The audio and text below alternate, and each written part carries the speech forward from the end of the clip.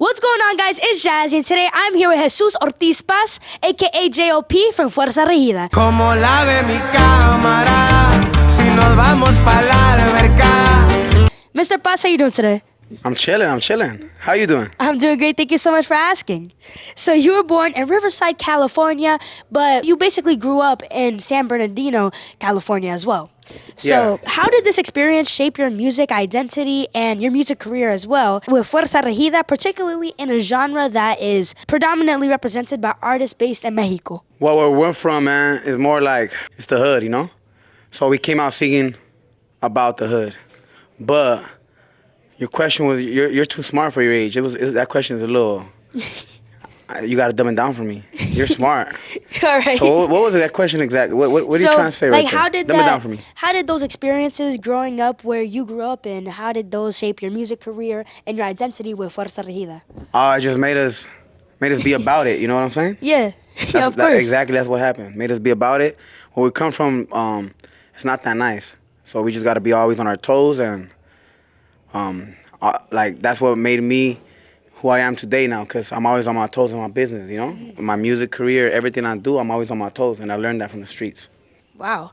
Well, you're able to use certain abilities that you learned when you were growing up, so I like that you're using it now. Just not too much reading and stuff like that, you know what I'm saying? And, I feel like that's really what attracts your fan base too, is that you guys are unique and you guys are different from other bands in the same genre as you guys, because most of the bands and most of the artists are based in Mexico, but you guys are based in the U.S. and you guys Yeah, so a lot of them are from Mexico, just a couple from the U.S. Yeah. But it makes us a little different coming from over here, and more than anything, it's not that easy because we're like Mexican American, right? So our language, like, they say, you speak Spanish a little bit or no? I do speak Spanish. I'm from Panama. No somos ni de allí, ni de allá, ni de acá. So like, they put us in the middle, like, you know what I'm saying? Yeah, I understand I'm pretty sure that. you understand that a little bit. I understand that, yeah. But the thing is that, like, as I was saying, like, that's what really attracts your fan base, though, is that you guys are different, you guys are unique, and you're bringing that new type of culture. Like, you guys are setting a new precedent. Yeah, especially right now, we just dropped the album, Pero No Te Enamores, and it's way different. So it's like, it don't look like a Mexican would do it, you know what I'm saying? Wow, so okay, well, we're all looking forward to it. Trying to get all the fans like you, like Panama, all Latin America, you know? All right, then, so you could let all your fans know to go bump the album. It just dropped like a week ago. Okay, bet, yeah. Make sure you guys go listen to that. I guess we're all excited, right? Yeah, have you heard the song? You gotta go check out the song. I didn't get to check it out yet. Right now, on your way home, you gotta play. All right, you gotta play Nel.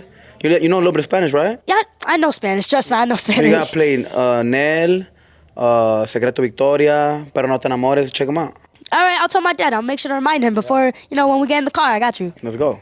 Well, many musicians gain popularity in their countries of residence, but face challenges trying to expand and trying to branch out internationally. How was that experience and the process for Fuerza Regida to build a fan base not only in Mexico in the beginning of you guys' career, but also in the United States? And did you guys face any kind of difficulties, or was there a lack of respect and lack of acceptance? Like, how did that work? Well, we actually, since we're from over here, California, we're from California, we're from the U.S., I can't say it was that hard, but it was more like in Mexico. In Mexico, it was harder to get accepted because we would go to Mexico and they'd be like, oh, look at this gringo, you know? Oh, Even though we're still Mexican, you know what I'm saying? But that's what I felt like a little bit. But I think Mexico loves us, you know? They're just like, they're not too used to it because they call us a gringo, you know what I'm saying? Yeah, I got it. And over here in the U.S., I feel like I'm a little more accepted. It's because I'm from over here, you know? So at my shows like tonight, I'm going to be speaking English most of the concert, even though I sing in Spanish. And when I go to Mexico, I can't do that. I got to speak Spanish, you know? Yeah. So I got to all right, I'm in Mexico, I got to speak more Spanish. All right, I start talking more Spanish to get my Spanish in, you know what I'm saying? So yeah, you got to switch it up sometimes. I got it. And I know that's very difficult for certain artists to really branch out and, as I said, expand into becoming international superstars because they are mostly known in one country. And that could be very difficult sometimes. But you guys were able to not really let that stop you. And whatever challenges you guys went through, you didn't let that stop you. You got to be international. And you guys are known basically everywhere now. And what helps us there more is because we're Mexican-American as well, you know? So we're from the U.S., Mexico, we got a little easier because, we know the language, we know the lingo from Mexico, we know the lingo from the U.S. Right. But now that we're trying to expand to bigger places, like, let's say Panama. They know Spanish over there, right? But they got to just listen to different type of music. So Right, yeah. you know, different cultures. So that's where it's a little more difficult for us, like going on this side, and let's say or the East Coast. You know, there's way more Latin America people that are not. There's a lot of Mexicans, right? But there's still way more like Puerto Ricans, Right, yes. Colombians on this side. So it's still a little hard to get accepted more on the East Coast than the West Coast. The West Coast we got it on lock, but Right. the East Coast is like, you know, even Yeah, though I got tonight it. we still got like I don't know how many thousands of people we got tonight. It's still, you know, we want to expand it for next time we come to this arena, we sell it out, you know, because I know we didn't sell it all the way tonight, but we do got like, how much people we got tonight?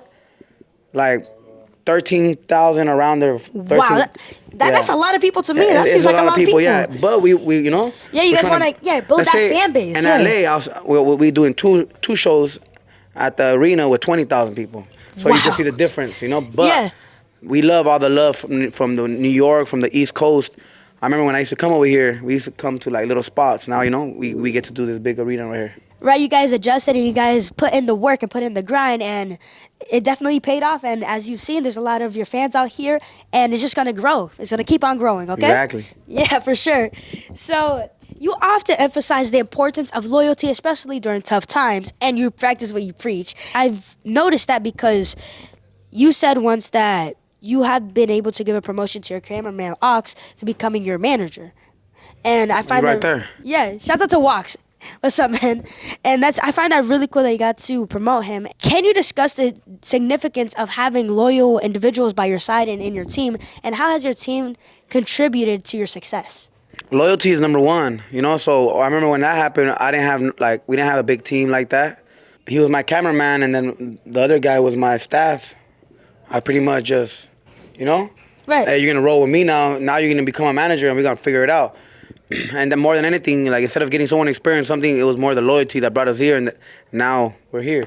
You know what I'm saying? Yeah, of course. And loyalty and loyal people are the ones that are there when there's nothing to gain. And those are the people that you need to keep around you. That's all I gotta say. Hey, and it's worked for me. So right now, the guys that stayed with me now own a record label, and now they rich. For sure, yeah. Well, that's fire.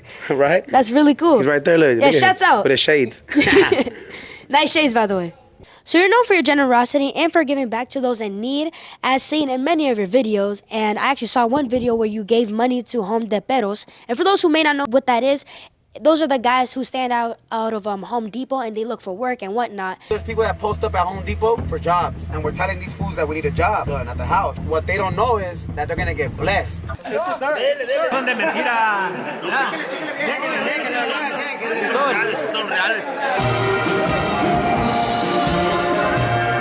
And I find that really cool because, you know, they're just trying to make money as much as they can, right? So, and I also seen a video where you and Adrian Ross, you guys were streaming and you guys gave a family a van. Yeah. So why is giving back to your community so important to you?